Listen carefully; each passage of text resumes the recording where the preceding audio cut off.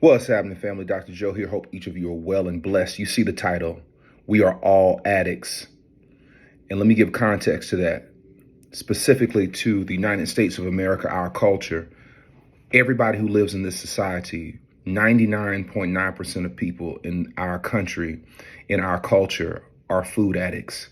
It's something that is praised, it's something that is programmed within us, it's something that is instilled within us, starting from when we are children. We overeat, we eat too often, we eat too much.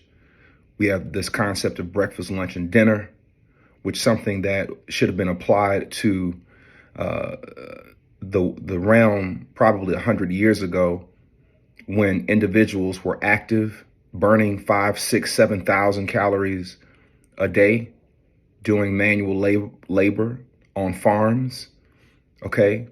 Slaves, individuals who were out in the fields. So we eat too much, we eat too often, we have to snack. We're always eating because we live in a society that has trained us to be food addicts.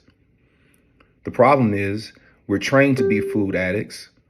It's supported and reinforced in elementary schools, in junior high schools, in high schools, in colleges, universities, workplace, homes, churches. Every institution, every community in the United States of America supports the concept of food addicts. We are producing food addicts each and every day.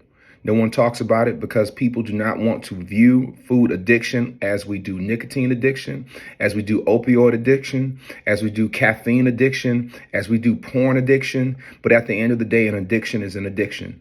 It is when you develop a dependency on something. Let me give you a few reasons why you are an addict or may be an addict and not even aware of it. Number one, you think about food incessantly. It's a major part of your mental real estate. You eat breakfast thinking about lunch. You eat lunch thinking about dinner. You're thinking about your snacks. You're thinking about what you're going to eat next. You're thinking about tomorrow's meal. Food was never designed to be that consuming of a mental task for us. We should be thinking about strategies that's going to make our lives better, make us safer, make our children happier, to enjoy this thing called life. All right. Another reason as to why you may be an addict and you aren't aware of it. If there's any food right now that's taken from you, any meal, any dessert, any bread, pasta, rice, coffee, anything that is taken from you, that the thought of you not being able to eat it makes you have liver shivers, that's a sign of a food addict. 3, a sign of that you could potentially be a food addict. You eat when you're not even hungry. How many times do we do that? How many times is eating something out of habit? How many times have you gone to the movie theater or watch Netflix, or you sit on your couch or you're watching TV and you have to have something in your mouth. You have to be munching on something. You have to be chewing on something. You're not doing that because you're hungry. You're doing that because we are in a society where we program ourselves to overindulge in food. That's called an addiction. The 4th reason why you may be an addict and don't even know it. I guarantee you 95% of Americans have never even experienced what real hunger feels like. Most of the times that you think you're hungry is psychological hunger, not physiological hunger. Most people who are overweight, most people who are carrying around large amounts of body fat can go weeks without having food. The point that I'm making is most of us don't even experience what hunger feels like. So the whole purpose of this video is not to tell you that you're a food addict to make you feel bad, because we live in a society that makes us a food addict. And this is something that I've even had to deal with since I've transformed my own life in learning it. The reason why diets are so hard for us is you have the mindset of an addict going into something whereby they have to remove something that they have an addiction to, that they've never acknowledged, that they've never known, and no one has ever given them the tools to even address it. So this isn't a time to point the finger. This is a time for us to see the society that we're living in. And the problem is this: the more food addicts we have in America, All right. The more food addicts we have in America, the more food addicts we have in America, the more money is going to be raised in our medical death care system. We do not have a healthcare system. We do not have a system that is built on curing anything. Why? Because there's no money in curing a disease. There's money in giving protocols and medications to maintenance symptoms indefinitely. So the more we are addicted to food, the more we're going to die of obesity, the more we're going to have diabetes, the more we're going to have high cholesterol, the more we're going to have cardiac events, the more we're going to have strokes.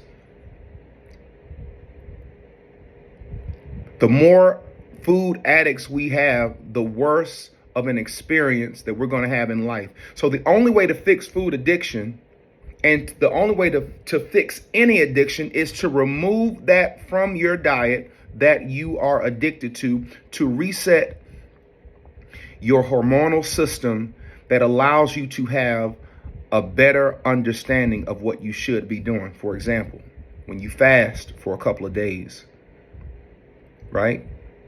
The fasting, although it can be traumatic to think about it, resets the brain. So after you finish the fast and you start back eating again, the system has reset itself. So after I fast and I begin to re-eat, I don't have to eat as much to be as satisfied. I don't have to eat the same things and I can still be happy. So it's about understanding how the brain needs a reset and you have to shock it. It's difficult on diets to eat whatever you want and say, I'm going to start on Monday, and you go and you gorge all weekend. And then Monday morning, you start your new diet, but you're going into that diet as a food addict that you've never understood. So that first meal, you're giving up by noon. What I love about the 40-day turn up, what I love about the Journey 3.0 Plus process, what I love about the people we're developing in our village is we learn how to do this. We learn how to address these addictions. And that's the beauty of sacrifice. That's the beauty of like giving up things, because when you're giving up things, you realize the things that you have, that you've created dependencies on, inclusive of myself. And the goal of life, the goal of an enlightened person, is to live not wanting anything or anyone. I know this is next level stuff. I get it. I know a lot of you may disagree with it. I understand. But suffering brings and is rooted within wanting stuff that you can't get. When you stop wanting things, there's no more suffering. This is one of the major reasons why the Gospels of Jesus Christ talks about a life of simplicity. Talks about, giving away all your stuff. Talks about not having these things. Talks about not caring about the things of this world.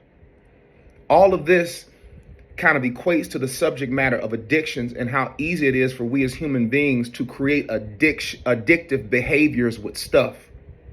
We're addicted to food. We're addicted to luxury items. We're addicted to lifestyle. We are addicted to likes. We are addicted to followers. We are addicted to praise. We are addicted to people's opinions. We're all addicted to something. And I hope this message resonates within you. And to all 3,122 people buckle up who are about to come through the 40-day turn up, buckle your seatbelts, baby. Because in another 3-4 months from now, your life is not going to look the same. Salute to all of you who are coming through. To salute to you who will be coming through. Salute to all of you who will be graduating. To the next one, be well, be blessed. We'll see you. Peace.